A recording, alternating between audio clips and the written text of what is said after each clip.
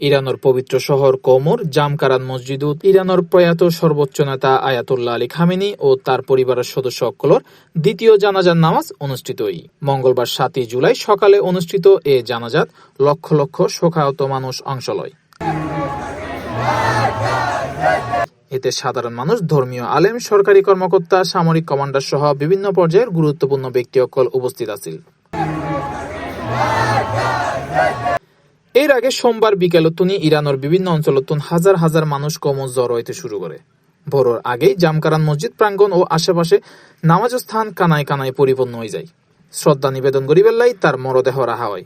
এরপর শনিবার ও রবিবার বিদায় অনুষ্ঠান ও জানাজা অনুষ্ঠিত সোমবার তেহরানের রাজপথত লাখ লাখ মানুষের অংশগ্রহণে শোকযাত্রা অনুষ্ঠিত হয়। ইরানের রাষ্ট্রীয় শোক অনুষ্ঠান এখনো অব্যাহত আছে। এর অংশ হিসেবে কৌমর পাশাপাশি ইরানের নাজাফ ও কারবালাতেও বিভিন্ন কর্মসূচি চলে। আগামী বৃহস্পতিবার উত্তর পূর্বাঞ্চলীয় শহর মাশহাদে ইমাম রেজায়ের পবিত্র মাজার প্রাঙ্গণত চূড়ান্ত জানাজা ও দাফন সম্পন্ন হইবার হতা আছে। International desk, C+ TV।